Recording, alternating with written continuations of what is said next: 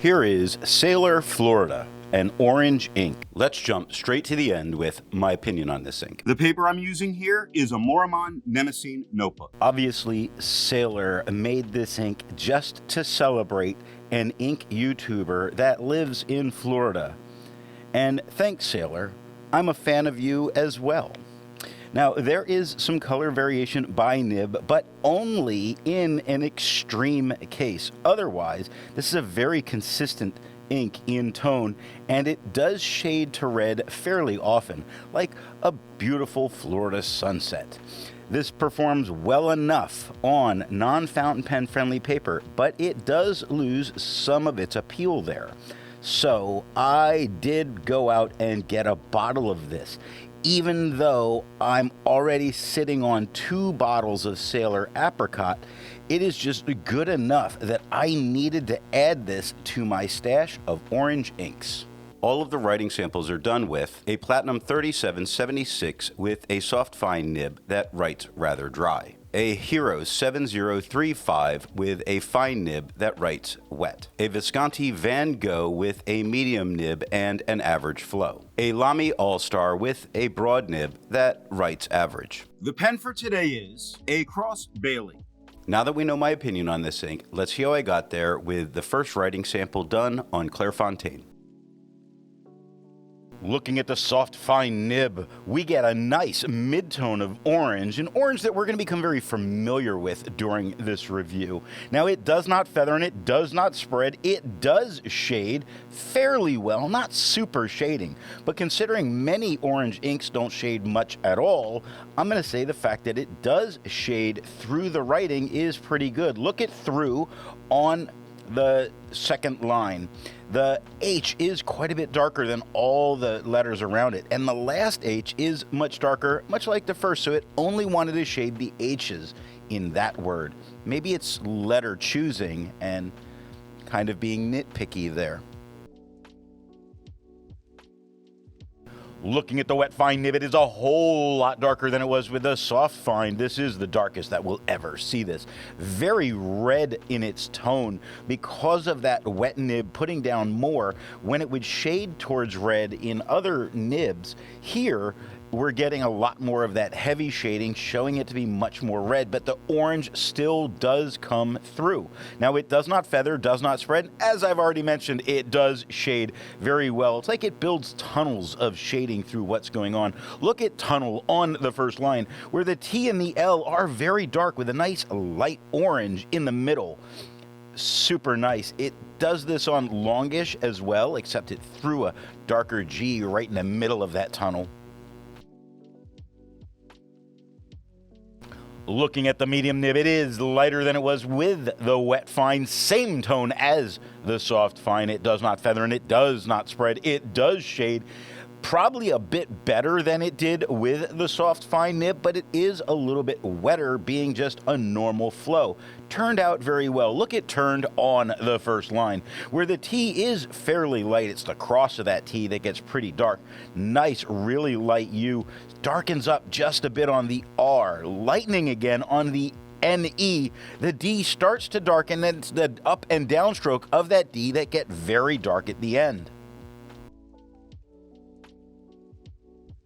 Looking at the broad nib, it is the same tone as the medium. It does not feather and it does not spread. It does shade better than it did with the medium, meaning I feel like it shows up going back and forth a whole lot more. I don't think it could have done a whole lot better. Not for certain, but fairly confident. Look at certain on the first line, where the CE, both, they're darker, but in between the C and E, it's lighter. Now, the R and T lighten up a little bit. Cross of that T gets darker. The AI is still that nice light tone. The N at the end, much darker.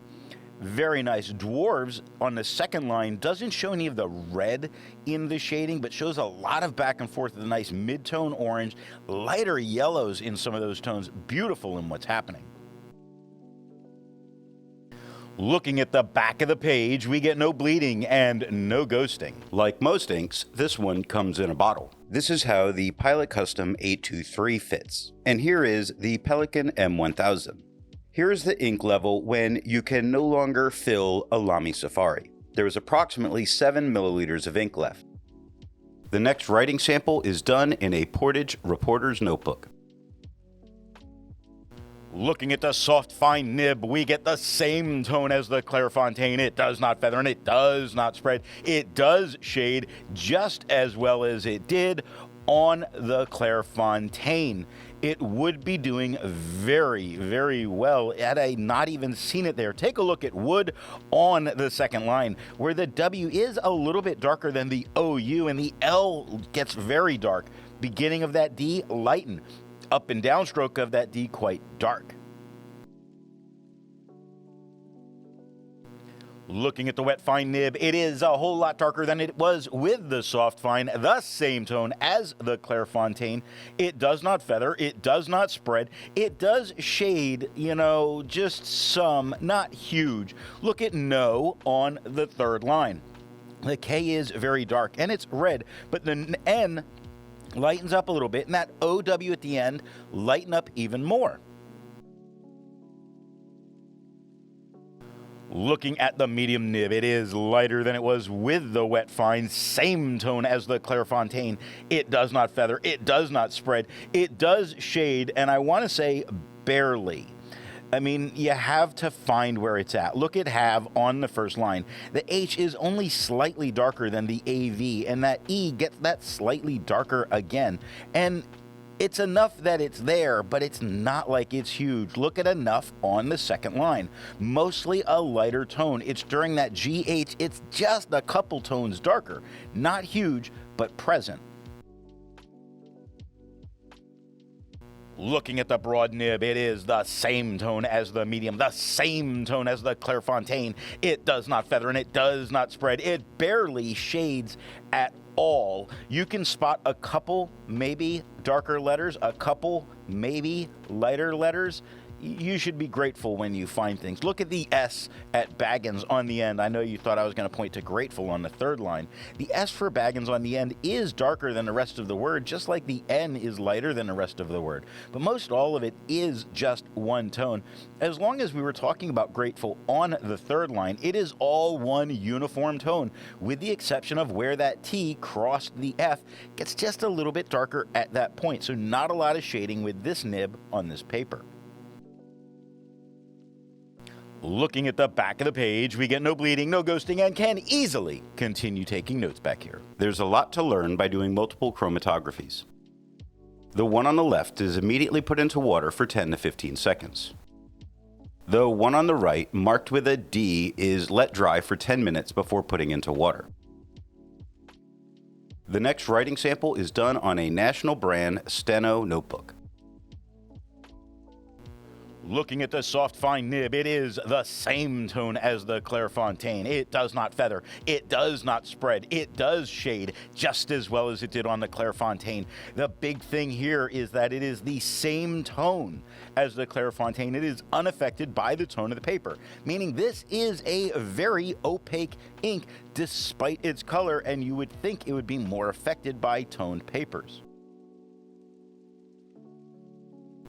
Looking at the wet fine nib, it is darker than it was with the soft fine. Same tone as the Clairfontaine. It does not feather and it does not spread. It barely shades at all, though it wasn't huge in shading on the Clairfontaine. There is some time that you can spot it. Take a look at time on the third line, right there in the center, where the TI is darker than the ME at the end.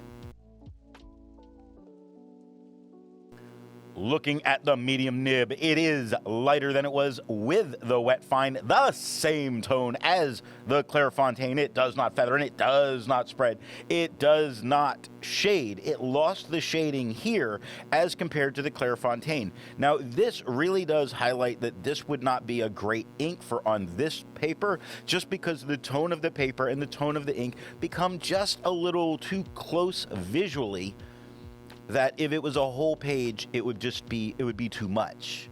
Secondary on this page, though, a good choice.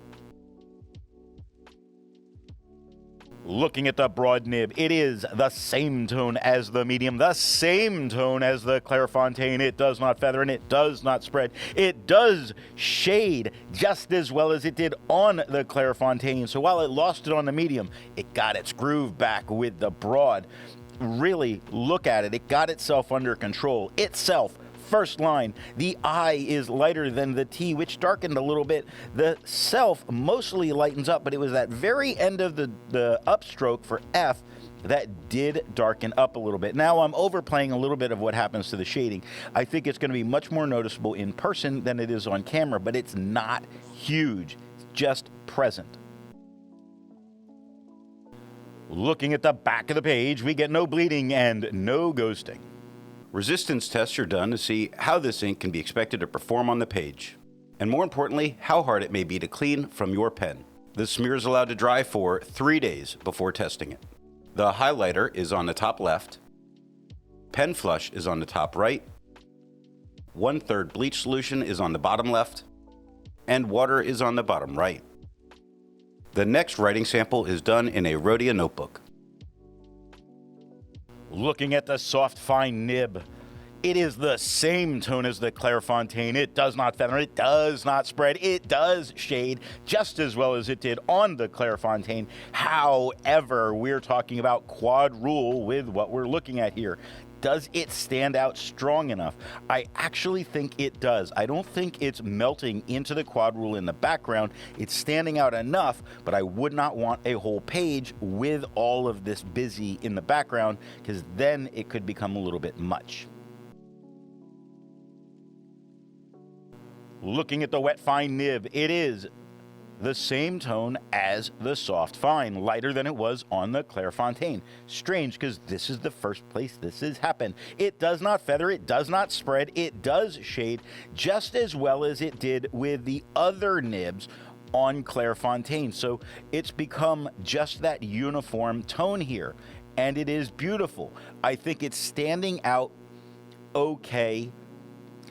Little bit better, I think, than it did with the soft fine, because I think the more shading is really helping it. Looking at the medium nib, it is the same tone as the wet fine, the same tone as the Clairefontaine, where it does not feather, does not spread, does shade. It does all this just as well as it did on the Clairefontaine. I don't think it's standing out from the background any better than it did with the soft fine or the wet fine. Still not the perfect choice for me, but not horrible. Looking at the broad nib, it is the same tone as the medium, the same tone as the Clairefontaine. It does not feather, it does not spread, it does shade just as well as it did on the Clairefontaine. It does stand out against the quad rule better than it did with the other nibs. That thicker line is really helping it out here. Looking at the back of the page, with no surprises, because there's no bleeding and no ghosting. With over 1,000 inks reviewed, let's take a look at some color comparables. Here is Aurora Orange.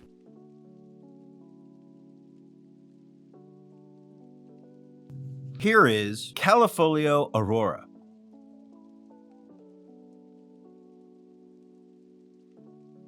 Here is Krishna Goldfish.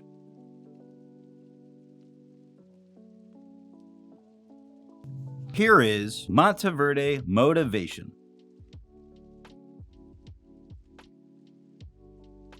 The next writing sample is done in a composition lab notebook. Looking at the soft fine nib, it is a bit lighter than it was on the Clairefontaine. It doesn't feather, doesn't spread, does shade just as well as it did on the Clairefontaine. I think the performance we're having is really good. The problem we're having is the quad rule. That little bit duller in tone is making this sort of fade into the background a little bit, and it would be a shame to be using such a good ink and to lose some of those qualities. Looking at the wet fine nib, it is the same tone as the soft fine, lighter than it was on the Clairefontaine. It does not feather and it does not spread. It does shade just as well as the other nibs did on the Clairefontaine. It's still not standing out against that quad rule for me though, and it may be confusing. However, second color on the page, I think it would be plenty to gain your attention for adding a little bit of notes here. Looking at the medium nib, it is the same tone as the wet fine, the same tone as the Clairfontaine. It does not feather, does not spread. It does shade just as well as it does on the Clairfontaine. At the medium, we get really no change from the premium to this paper. It's just as vibrant and just as good, and it's standing out much better with that slightly thicker line. So I would say if you're adding notes in, go for that medium nib here. Looking at the broad nib, it is the same tone as the medium, the same tone as the Clairfontaine. It does not feather and it does not spread. It does shade just as well as it did on the Clairfontaine. It does stand out against the quad rule, but I do not think any more than it did with the medium, meaning the medium and the broad are great choices for adding to your notes with this ink. Looking at the back of the page, we get no bleeding and no ghosting. While it's nice to see ink in the same color family, I prefer to see ink to complement the color on the page. Here is Organic Studios Henry David Thoreau Walden Pond.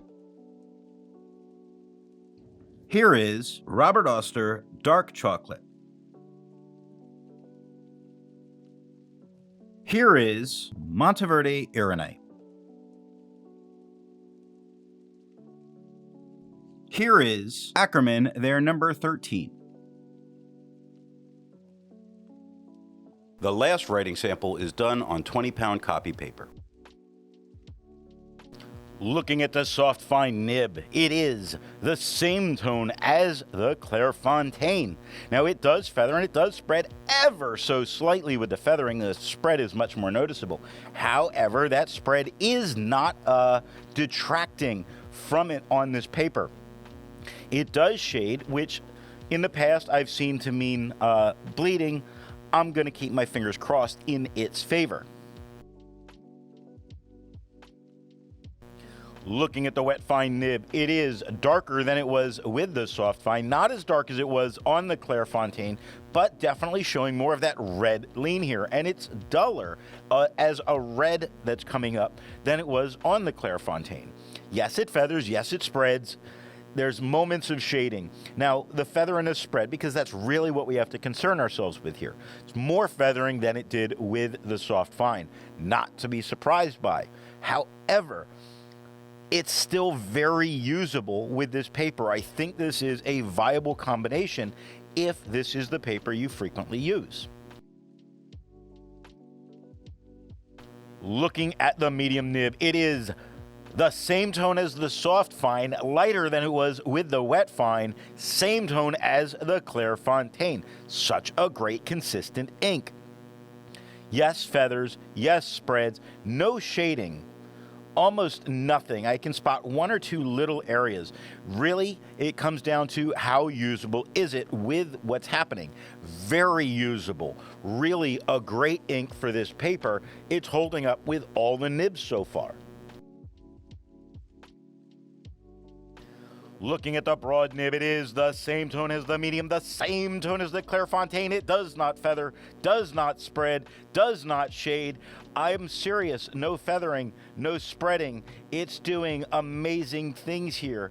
I'm going to take back a little bit on the feathering. I just see some on the T in movement, but otherwise, really, this is doing an absolutely phenomenal job with this nib on this paper. Well done, great combination. Looking at the back of the page, what a winner. There's barely any, like you see the medium gets kind of deep into the page. That's it. Everything else you could write on the back of the page, fill out both sides. You're not going to destroy your notes on both sides. This is a great trifecta here. This paper, this ink, and just about any pen. Awesome. So what nib and pen do I think are going to give the best writing experience with this ink? The paper I'm using here is yellow Rhodia paper. The soft fine gives a good mid-tone of orange and shades to a very light kind of red. Now the wet fine is much darker and mostly red, shading down to orange, but mostly red. The medium and the broad both look and shade just like the soft fine. So I go for this with anything but a wet pen.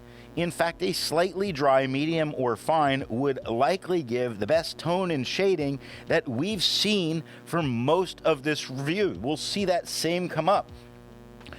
Almost any pen, just not your gushers. I hope you got something out of this video, and thanks for watching. I want to let you know that the best way you can support this or any channel is to let retailers know where you heard of something if you go to buy.